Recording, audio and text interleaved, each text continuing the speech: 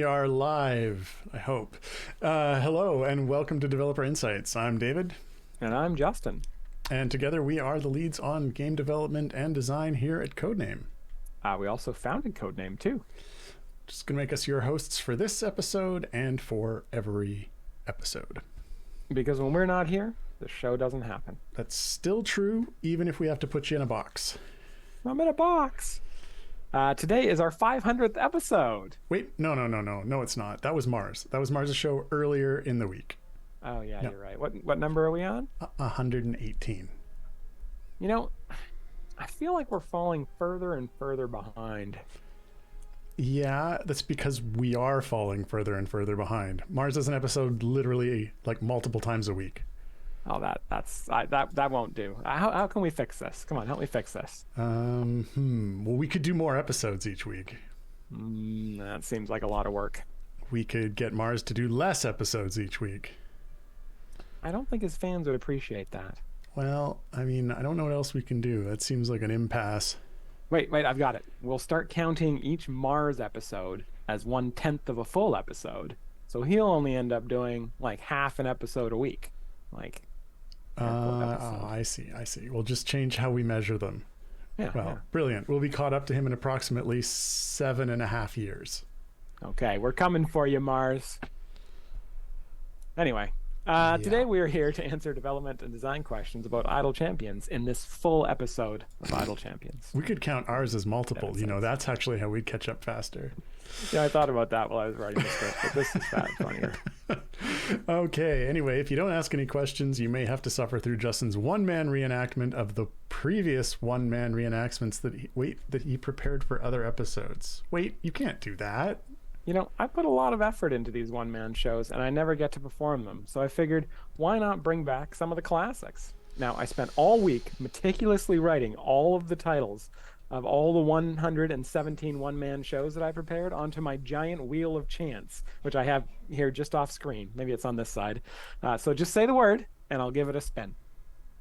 Wait, you spent all week on that? Yeah, I've been feeling a little lost since Collections and Events 2.0 came out, so we're going to find you something to work on.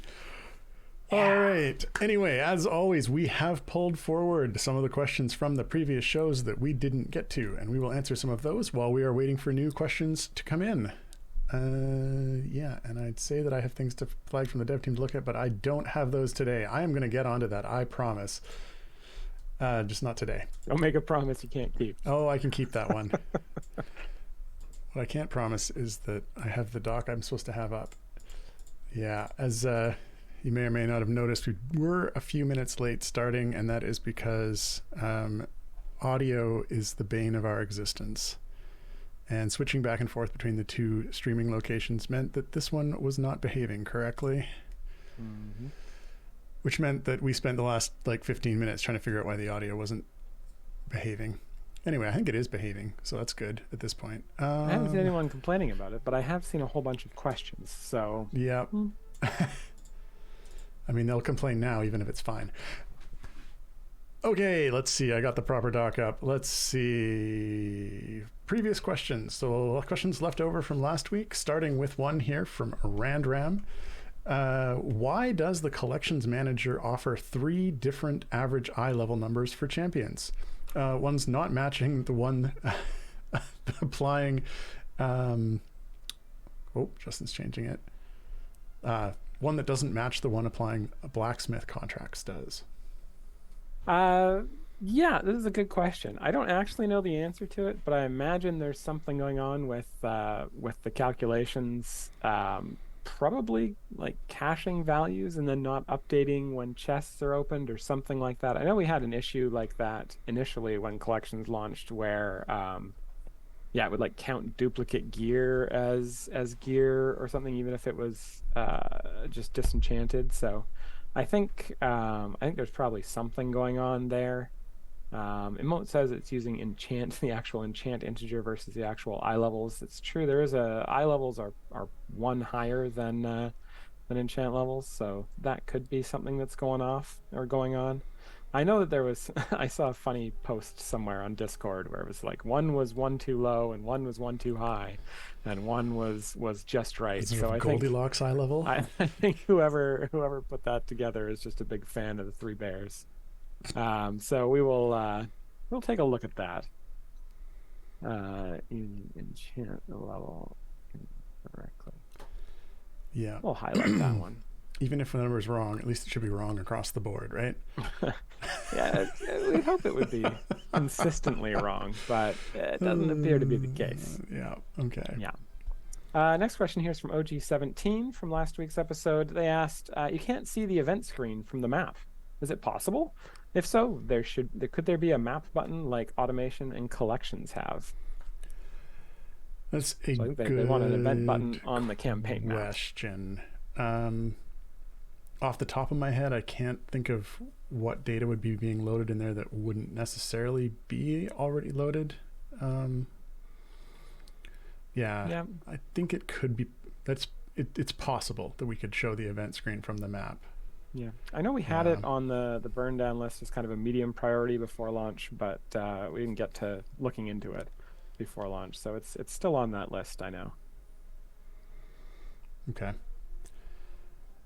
Yeah, and I do have a list of, and as a sort of, we glossed over at the beginning of the episode, the sort of the requested dev items. I know Peter is making that more of a priority now that we have a little bit of extra development time with events and collections out. And we have quite a list that I've been collecting from the streams that I'm going to go over and sort of clean up and make sure that we sort of got everything prioritized so that we can get some of those done soon. Not soon, TM, but actually soon. Okay, next question here is from Niscus, asking, "Good day, Dadius was a champion from Cymril, but is available as a rework champion in the current Festival of Fools. When this Festival of Fools ends, will Dadius go back to Cymril and not be available in future Festival of Fool events, or will Dadius be permanently moved from Cymril to Festival of Fools? Thanks in advance." Yeah, this is a good question. I think we actually answered a similar question to this last episode, but I think this is probably going to come up again and again until we can find a way to make it more clear. But Dadius is basically just visiting from Cymril into the Festival of Fools. So in general, the reworked champions will be visiting the event, and they will be available as flex champions in their original events. There are some cases where we may want to rework a champion in their event, just to maintain sort of number parity between events. Looking forward into 2026, I think we have a champion or we have a flag for a couple of events where the rework champion will be from the event. But for the most part, rework champions will be visitors from other events, and they will go back to their event once the event they're visiting ends. Yeah, this kind of actually raises the question if this should be tagged on the actual event screen. Something like maybe where they come from. Yeah, and potentially just a tooltip or however, something that says this champion is here because they've been reworked, and they generally appear in this event, and you will see them again in blank. Yeah. Okay, let's see. Last question. Yeah, you do this one. Sure. Fatherwind asks, "Do you brace with bated breath for each big release? Is there a party, a sigh of relief, a quiet cry in the corner? What happens for the big releases?" Yeah, so I mean, there's a couple of different answers to this question. First one of them is, then the other. Yeah. One of them is we have a number of core values at our company, and one of our core values that's very, very important for big releases is don't panic. That's right, Justin. Don't panic. I don't panic. Sure, you're better at it now. We do try to make sure that when we do a big release, we kind of expect that there will be issues. We're a small team, and we try and do as much testing as we can. But you throw something in front of 40,000 people, and you're likely going to find edge cases that you missed. So we try not to panic. We try to prioritize things. Generally speaking, the collections and events releases recently went pretty well. I think we our launch washes for both of them ended within 2 or 3 hours, and we do a launch watch sort of a call between everyone who's involved in the releases to help prioritize issues and figure out what things need to get fixed most quickly. And generally, once those wrap up, we're into kind of maintenance mode on the thing. We've kind of addressed the biggest issues, and at that point, there's generally a sigh of relief, and we go, depending on how many issues there are, potentially a quiet cry in the corner. But for the most part, I'm pretty psyched when big releases go out. I usually use big releases as an excuse to dive back into the Discord for a few weeks, um, and uh, and just monitor and see how people are responding to it. I mean, it's like if you're like a writer or like a director or an actor or whatever, and you put out your big new release, and then you're just kind of seeing how people are reacting to it and hoping that they enjoy it and like it. So yeah, me and Steven Spielberg are the same, Uh-huh. Dave. Yeah, Exactly. sorry, just, newspaper headline, new play leaves such a big stink on theater, have to burn the place down. I'm trying to remember what that's from. Yeah. Anyway, yeah, and typically I agree with you on that. Like, it's usually pretty exciting, get something new out. Usually there isn't anything that's significant, like anything super serious. Every now and then there has been, but it's pretty rare.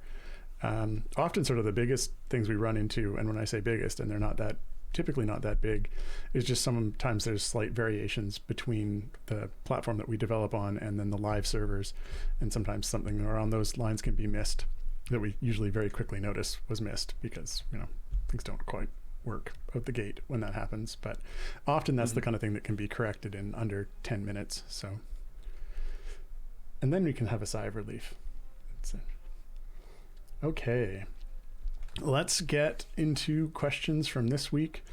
The first one out of the gate here is from Garwar, asking, recently you stated that you had no plans to add tier 3 or tier 4 rewards for anyone other than reworked and new champions.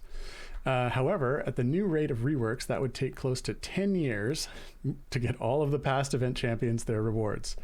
Is there any chance that you can revisit this plan? There isn't really a reason to do tier 3, tier 4 for people with full epic champions at this point.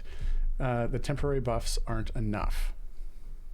Yeah, so I mean, I think possibly.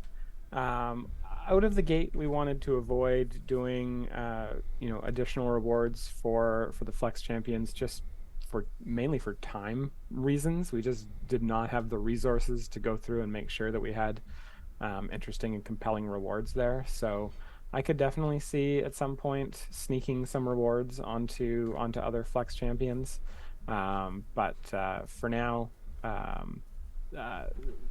for the next several events at least, there's no plans to do that. But I could definitely see doing it in the future. Okay. Next question. This is from Rough Rider 1995.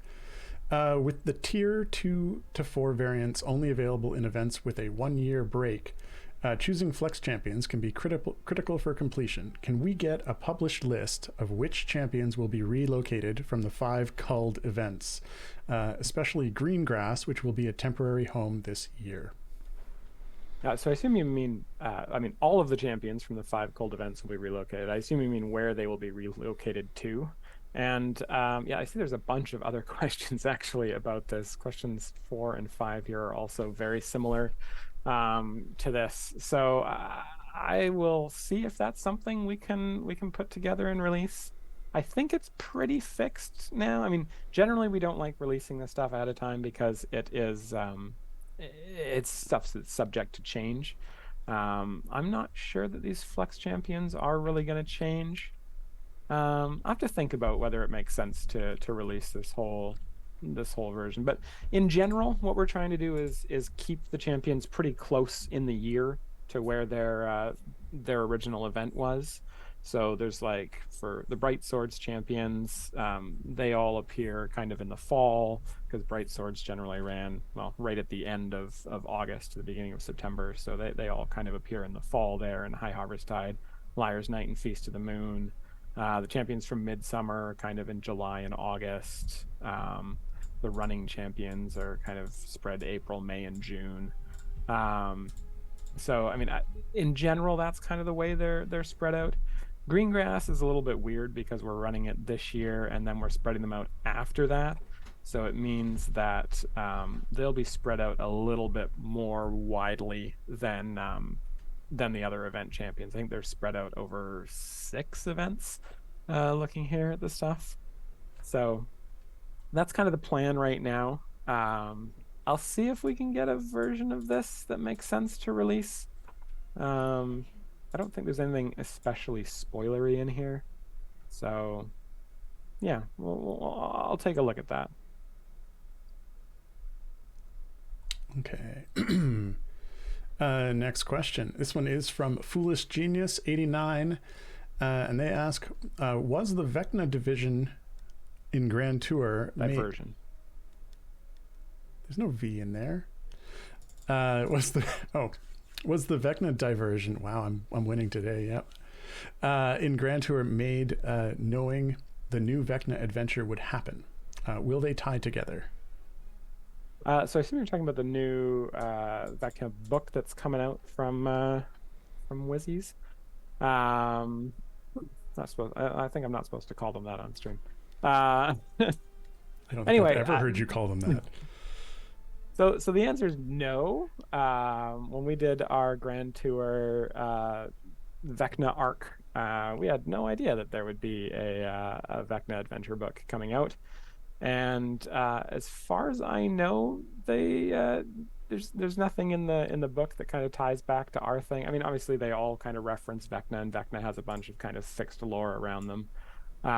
So I think that yeah, I'm not sure exactly how they'll tie together if we do a Vecna campaign, but I would expect we'll try to tie it in some way and try to retrofit it into that campaign. But we'll see. Okay. Next. Oh, guess you didn't like that question. That's the same as question 2. I already answered it. Fair enough. Okay, next question is then from Fewer Pills, asking, can you tell us what flex slot champions are part of Greengrass this year, because it will be gone next year anyways, and the Great Modron March, so that we can plan ahead which champions to pick in the flex slots? Thanks. I guess I could do Greengrass right now. That's the next event coming up in April in just a few weeks. So Greengrass is going to have Narak, Ayla, Melf, Orkira, Gazork, and Antreus. Those are all original Greengrass champions. And then it'll have 2 visitors from the running. It'll have Catti and Spurt in there as the flex champions. And then, of course, there'll be a new champion and a reworked champion. What's the new champion? I cannot say. Shucks. All right. Next question.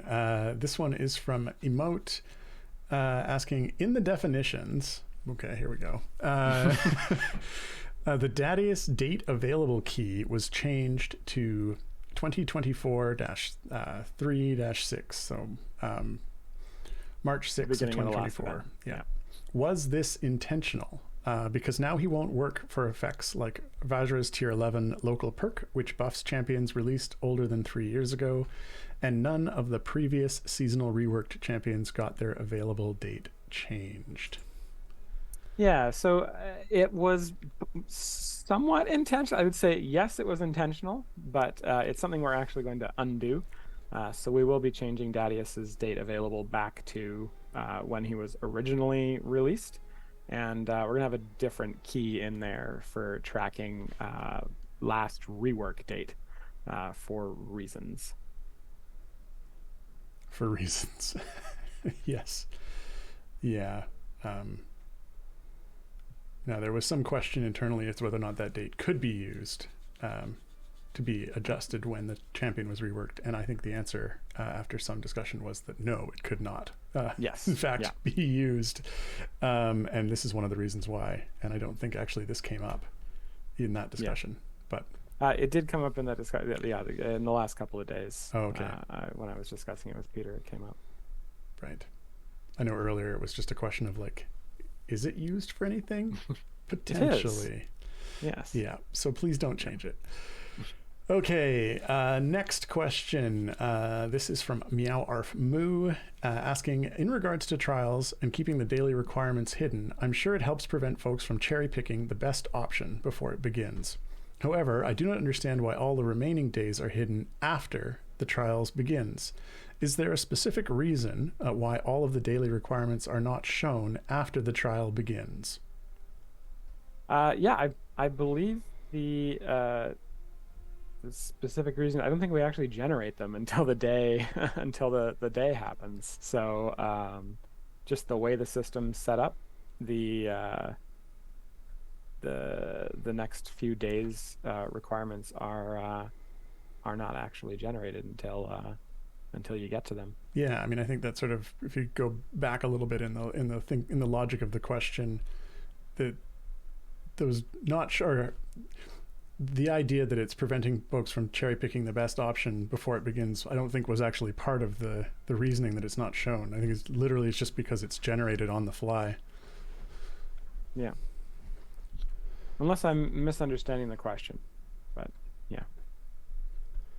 Let's see. The next question here is from Pneumatis, who asks, it feels really clunky that we have to go start a random adventure to pick a champ for a flex slot before being able to start their variants. Can the events button be put back on the map so we can select from there? Wait, we already answered this today. Also, can events go back to ignoring current patron selection when on the map rather than showing everything locked with no way to remove patron? Yes, that was a funny bug. Yeah. No, I just wanted to reiterate this one as, that's something we can look at. That makes sense. And this is actually just sort of another like really solid reason that it should be on the map. Because definitely any of the case here where it's clunky, if you have to start an adventure, unlock a thing, then go back and restart another adventure, is just really feels unnecessary. So let's tag that to get looked at. I will say, so the reason that when we released one of the big bugs was that patron still being selected issue and not clearing properly, and we were banging our head against the wall for quite a while trying to figure out exactly why that was happening, because there was not a lot of differences between the old campaign adventures or the old event adventures and the new event adventures. They were in fact the exact same adventures in the exact same campaign, with, we thought, all the exact same information. And then we found out that the way that the front end, that the client was determining that they were an event adventure, and therefore it should automatically remove the patron and put it back on the next time you start an adventure, it was looking for event token costs associated with the adventure. And because we removed all of the event token costs from the adventures, that made it so the front end didn't think they were event adventures anymore, which was the most ridiculous thing. So I think we fixed that, and it may be a future build, but that was like the dumbest thing when we had eventually figured out what was going on there. Talk about shooting yourself in the foot. All right. Next question. The next one here is from Garwar, asking, with the addition of up to 3 extra champion unlocks in the new event format for a total of 6, new players are really stretched when it comes to event tokens. They can't climb through the tiers yet for all of the gold chests and aren't earning lots of bounty contracts to supplement their passive token gain. What do you think you can do before the next event to address this? Yeah, I'm not sure that there's much I want to do to address this. I'm not sure it's really as much of an issue. I think, new players are going to come into the game.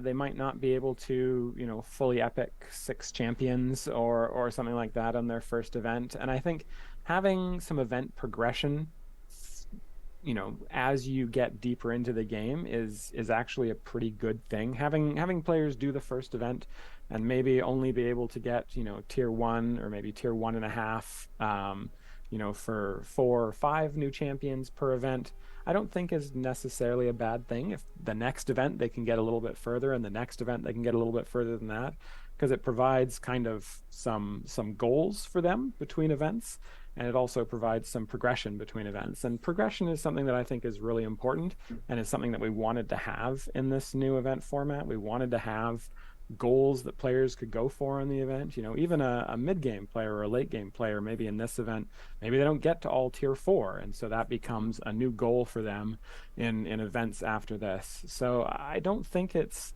as much of an issue for me. But I mean, this is just our first event, so of course we'll be monitoring sort of how they go for people, and based on feedback and performance indicators and whatnot that we see, we will potentially make changes. But nothing planned at this point in time. I think it's too early to really make any big changes there. Yeah, and I would note that I see in the chat Garwar saying that he's playing on a new account right now, and it's not about the full epic. It just doesn't work as well as the prior system. So I think that's sort of a third use case there, or a different case of like, hey, I'm an experienced player and I'm playing again, which is creating a different sort of a play experience. And I don't necessarily think, sort of as you're pointing out, that that's the play experience that's being focused on there. I'm not really sure how. They feel almost like they're kind of a little bit conflicting in terms of goals there. Yeah, I think sort of how new players are interacting with these new events is definitely something that we are interested in. But like you say, it's tough to call a player who's been playing for multiple years and then is starting a new account a really like accurate new player experience. Yeah, and I think sort of actually also seeing, like, continuing sort of Garwa's comment in the chat, it feels like a little bit that it's not necessarily sort of aimed at like what their success is in that sense, but more in sort of like what kind of a play experience they have and how happy they are with what they got, like how fun it was, sort of how much progress they got and how they feel about that progress, not necessarily sort of looking at it from a more late game player perspective. Okay. Do one more question, and then we can do the... Yeah, next question here is from Emote. Could we have a way of dismantling legendary potions back into scales? I'm sure most people who have erroneously made hundreds of level 1s would be happy if they converted back to the lowest amount of scales they could have cost. At least they'd actually be able to use them effectively again for upgrades instead of having them take up inventory space doing nothing. Yeah, it's an interesting question. I think there was another question I saw somewhere. Maybe it was last week's questions, about having the ability in like the alchemist to convert legendary potions back into scales or into something, so that players can kind of get something for those scales that they spent. And I think it was in reference to the Dadius having some pots, some legendary potions as his tier 4 reward. So I think that this is possible, though I can't really guarantee anything. The alchemist it's moved up the list, obviously, since events 2.0 and collections have been released, and so it's closer now than ever. But putting the final touches on the design there is still something that remains to be done.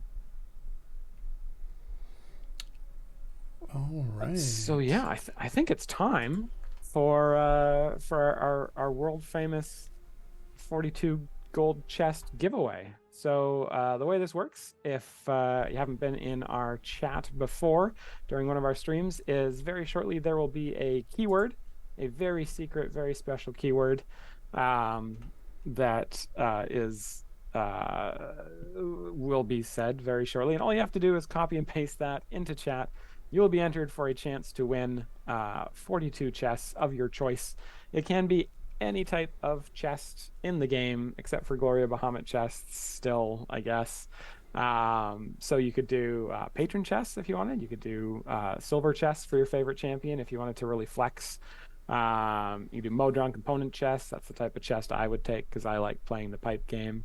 What other types of chests are there, Dave, in the game? I think you could get some solid chests. How about some household chests? phone and data chests, bear chests. Came out differently than expected. How about some photovoltaic chests? Twisted pair chests? Magnetic chests? Types of wires? Ah, you got it. Hey, did I get it before anyone in chat? No. Wow. Twisted pair really gave it away. I'm like, I know that type of wire. That's right. And solid wires in retrospect, yeah. Cool. Oh, wow. I feel really good about that. Did you get today's connections? Oh my God. Today's connections. I did not like the purple or the blue categories. They were both very dumb. Oh, no. I came in I feel about and there was like homophones. 4 or 5 people all are standing around Stefan's desk, and they were all trying to figure out what the blue one was. Or the funny thing was, I actually got it like immediately. Did you? I did. Yeah. Well, aren't you some really smart, educated person who knows all the Greek letters? Oh, not that one. The O one. Oh, the O one? Yeah. Oh, that's the purple one. Yeah. Yeah. Well, I guess that they were trying yeah. to figure out the last two, and Yeah, I figured out the purple one second to last, but it was really, I don't know. yeah, no one got that one. The Jackie one was dumb. Yeah, no, I mean, It's I'm like, saying it wasn't dumb. How to tell that you're 65 plus? Whoa, Don't tell me you're whoa, 65 plus whoa. without telling me you're 65 plus. Know the nickname of Robert or whichever Kennedy that was, wife. Ugh. Anyway, this was our segment where we complain about New York Times puzzles. Back to the questions. Shoot. Okay, next question. This one is from Fewer Pills. Will Patron 5 have the same non-unique items as all other 4 patrons? If yes, can you remove the huge potions, maybe excluding speed, because they are literally useless for endgame players, which I guess is your target player base for that patron. Yeah, so Patron 5, I believe, will have the same non-unique items as the other 4 patrons, because it's just kind of the base set of things that we put into the patron shop for them. It could be a little bit odd if they were just randomly not there for your average player who maybe doesn't find them completely useless or literally useless. Literally. But there are plenty of Patron 5 is interesting in the way that we had to put items into their shop. So hopefully folks will appreciate the effort we've put into to Patron 5 once they're released in the future. Okay. Next question here is from Numantis. I see, Dave. You just answer all of Numantis's questions. Is that what you're doing here? Is that what I'm doing? Go through. 2 so far. Anyway, they ask, can the new events buff mouse over in 720p be looked at? It overflows the window when enough champs and buffs get listed. Yeah. Circle back around to the negatives. Yeah, I mean, that is definitely something that when we were putting that together, Alex and I were looking at it to make sure that it did fit in 720p. So if it actually overlaps there, yeah, we can definitely do something about that. Because, well, specifically it shouldn't be. So tag that. Yeah, it should definitely fit at 720p. I saw some screenshots of that, and it definitely looked like it. Yeah. All right. Next question. This is from Emote. Could we please make a case for moving legendary dismantles to the first week of every event? This way we could move some of our legendaries onto the new and or reworked champions immediately, should they catch our eye. Otherwise, we have to wait up to 3 months to start using them. Yeah, you can certainly make the case for this. And the case has been made. Yeah, I'm not sure about this right now. We wanted to keep legendary dismantles in the game, so we moved them to the plan is to move them to the quarterly celebrations. But having them every month, I don't know. I feel like there needs to be some sort of middle ground there. Or some sort of update to the system so that sort of moving them around isn't a big thing. You know, we had this, so one of the reasons you can't just, dismantle your legendaries willy-nilly is because we had this issue in our previous game where you could dismantle your legendaries willy-nilly, and they functioned very similarly in that game to this game.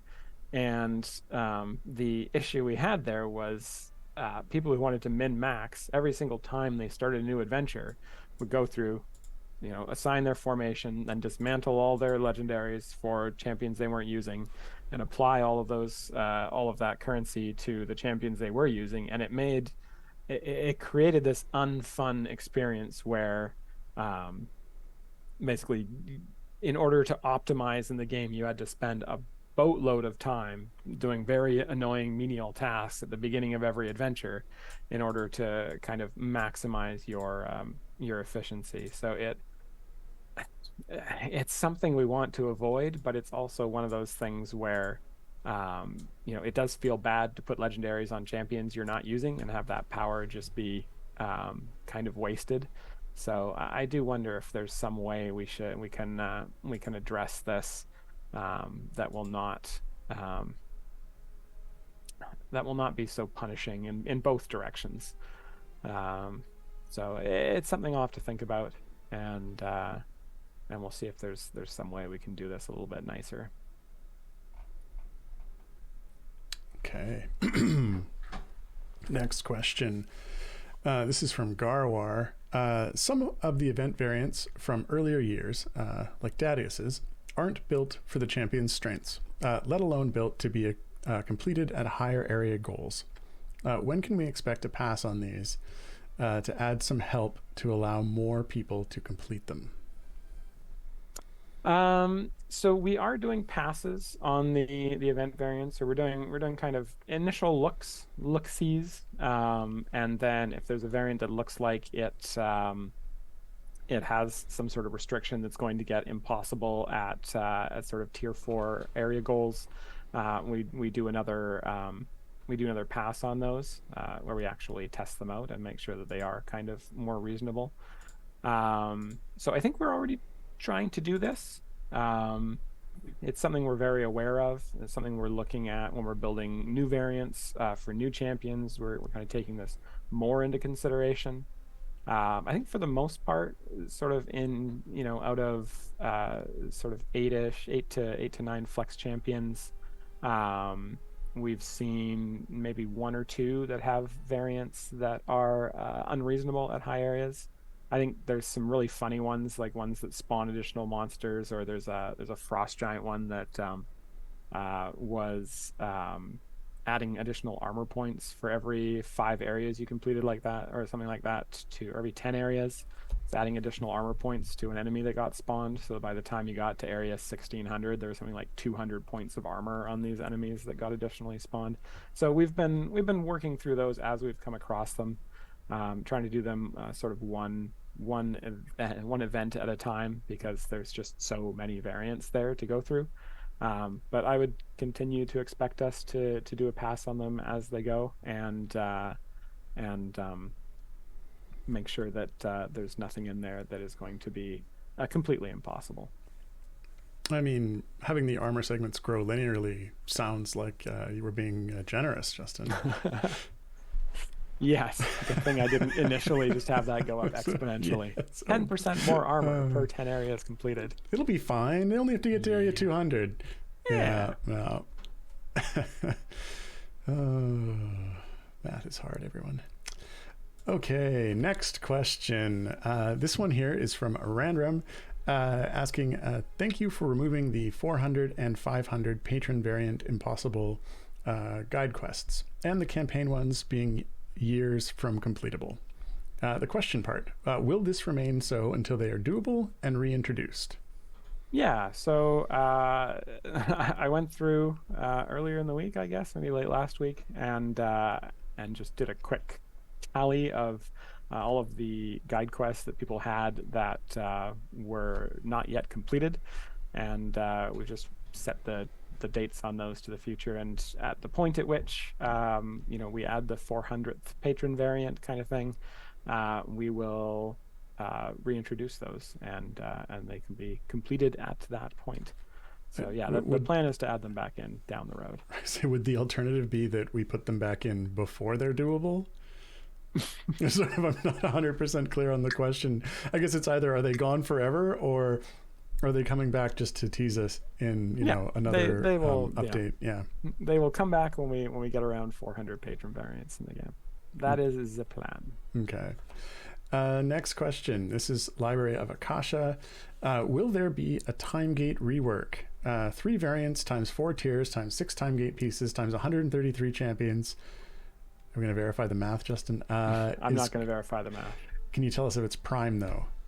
It is not prime because it ends with a 6. Right. Anyway, it equals 9,576 time gate pieces. Will it be one entire tier of variants per time gate? Also, what if you were currently 1/3 or 2/3 on the first tier? So this is basically asking how are time gates going to function in kind of the post events 2.0 world, and the answer to that is we're not 100% sure yet. We are looking at doing a time gate rework.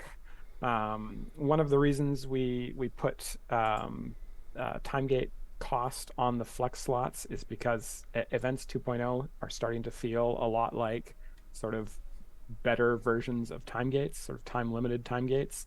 And so we are looking at how we can make time gates function in this post events 2.0 world, and whether we can do something with events 2.0 and time gates to kind of just merge those two systems together. Less systems is probably easier for people to kind of understand, and so that's kind of what we're looking at is how those systems can function together, and we definitely want to do something to time gates in the nearish future, but still in the design phase right now. Okay. Next question. This is from Fewer Pills.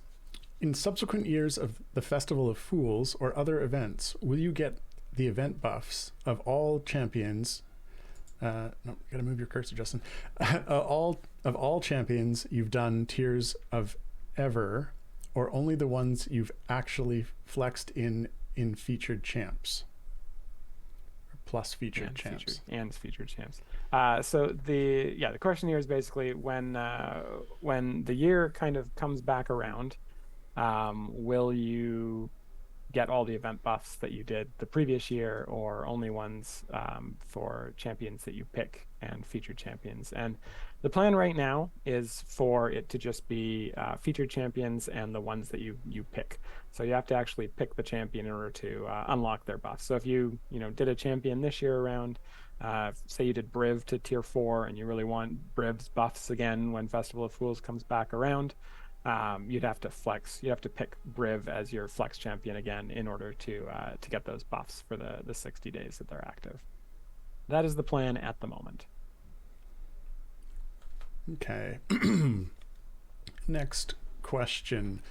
This one is from Garwar. Some champions give an all champs damage buff from completing their tier in the event. Is that buff always on, even when the champion is on the bench, or do they need to be in the party to grant it to others? That is a very good question. I am not 100% sure how that got implemented. My intention with that is they need to be in the party to grant it to others. But I am going to check on that to make sure that's actually how it was implemented. Yeah, I thought, and I could be mistaken here, that it was set up so that it was always on, because this did come up earlier in the week. But I assume that's easy enough to have checked. I don't know if someone in the chat has got an answer for that, saying it's presented like an always. Everyone seems unsure. One of those things where it's can be challenging to figure out, because you dump a champion into your formation, you get a massive change to your bud or your damage, and how can you tell? Yeah. Now we can confirm that with Peter, but I did think this got set up as always on, but Okay. And as you're saying, that's not the intention. No, the intention is that If you have to have the champion in the formation for their event buffs to be active. Okay. There's comments there. Okay. Next question. This is from Library of Akasha. Could you implement some kind of bad luck pity system for people whose flex slot champions become the rework champion next year? Saying that 3 times 4 times 72 time gate pieces lost due to bad luck. I'm not sure I quite follow how those time gate pieces are lost, but I'm not sure I understand how this becomes a bad thing. I'm not sure. I'm not. I don't fully understand what this question is claiming. I think maybe it's that it becomes the free champion, a champion that doesn't cost time gate pieces. That might be the. Yeah, I don't know. Even library cash and chat is like, I don't know what I I'm was saying. thinking. Okay. All right, we'll just go with that then. Okay, next question. Go ahead, Justin. Actually, I think I tagged Oh yes, that one. this one's Yeah. also from Library Akasha. They ask, and I understand this one. Say currently the event thing, so the notification only says ends in number days. Shouldn't you add next flex slots? Next flex slot unlocks in number days. We could, I guess, on a tooltip. I don't know, it would fit in the box. I assume that actually is on a tooltip because that's definitely not going to fit inside that little box. I think it says it above the box. I'm pretty sure it's in the box. So the one on the bottom bar. Oh, on the bottom bar. Not the one on the top bar. Yeah. I mean, certainly there's not enough space to add all of that text. But it certainly could be something that. I know it got flagged yesterday by Dupuy that we need to have a tooltip there when a new flex slot unlocks that says basically new flex slot available or something like that, just to remind people that there is a thing there. All right.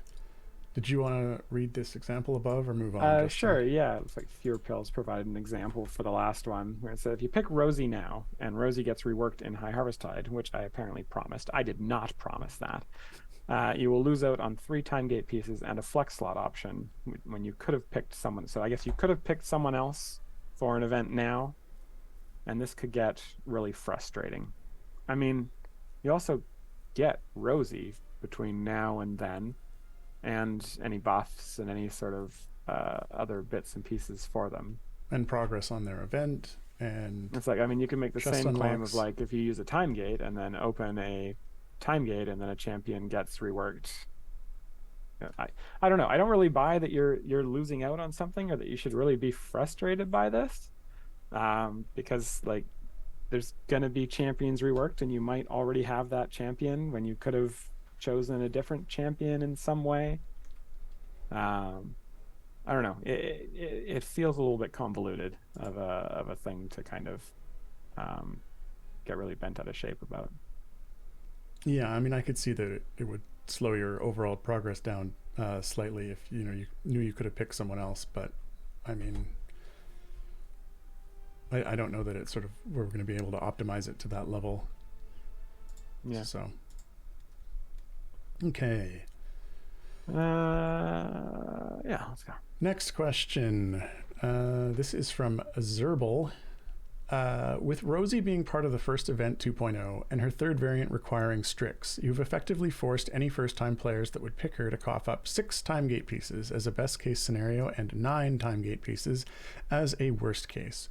Would you consider removing the requirement of owning Strix and just allow players to use her without ownership during that variant?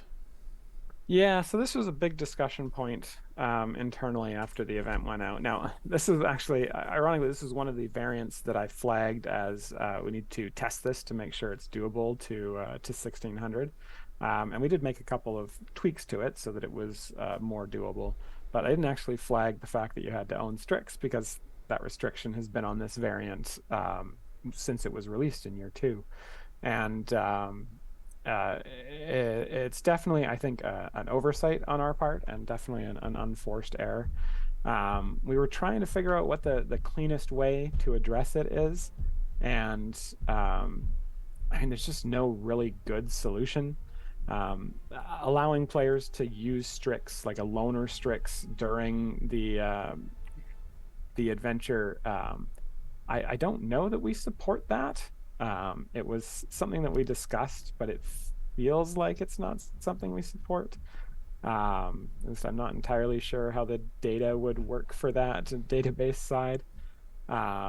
Changing Strix to a core champion or just giving everyone Strix when they started, they feel like non-starters because we don't really want to have a champion or a variant that unlocks more than other champions or variants.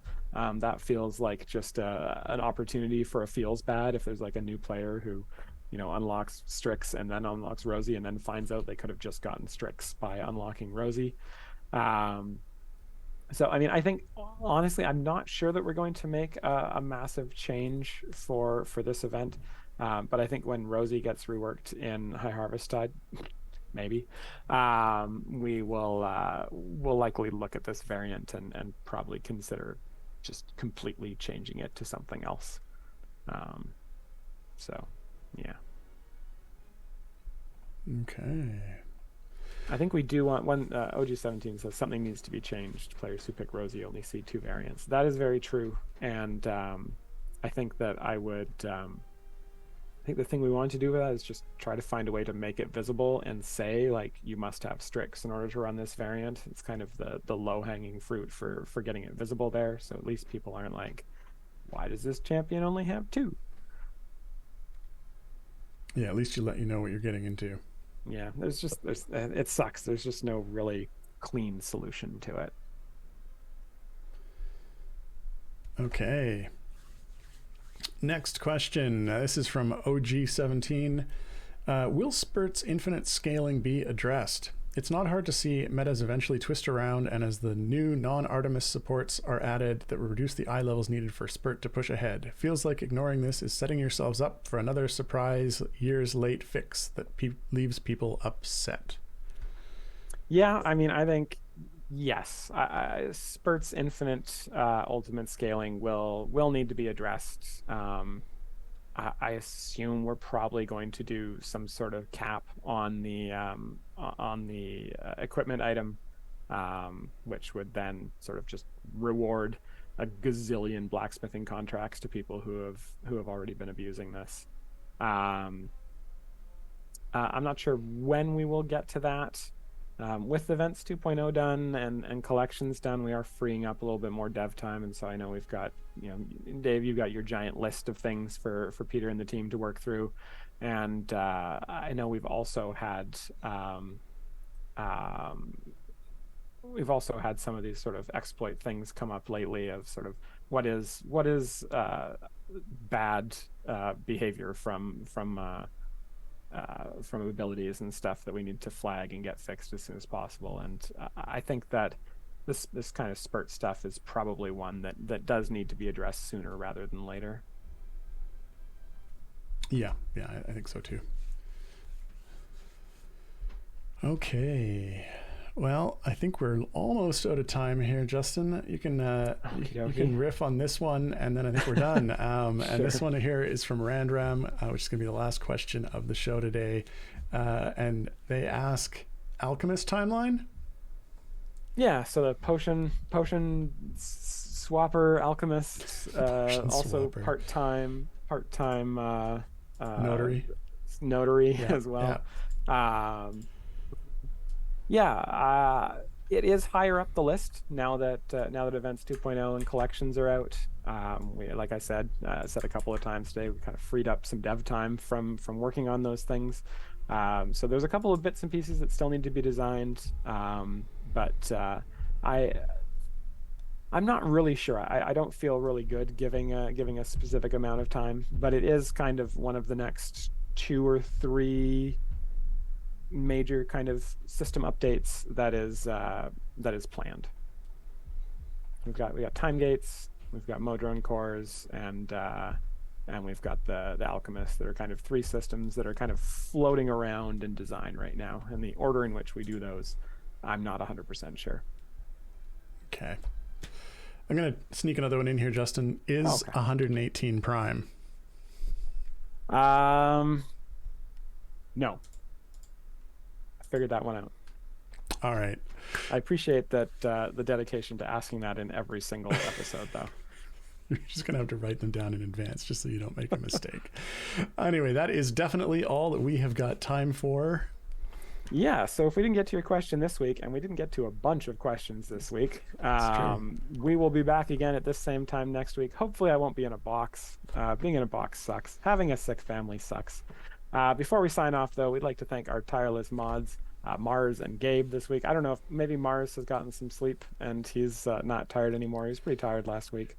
Anyway, they're the folks who copy your questions into our questions doc and make things awesome in chat. So thanks to both of you. And of course, thanks to all of you for hanging out, watching the stream, asking such great questions, and for enjoying the game, because without you, no one here would get to do what we do. We like what we do. All right. Enjoy the rest of your day, everyone. Bye-bye. All right, Justin, you know what I'm going to do? I'm going to start collecting records.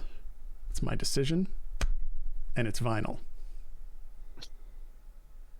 Surprised you didn't do a Pi Day one. You know, actually, speaking of Pi Day, my life's goal is to fly a plane with a banner behind it that says 6.283185300718. But my wife says that's 2 pi in the sky. Oh.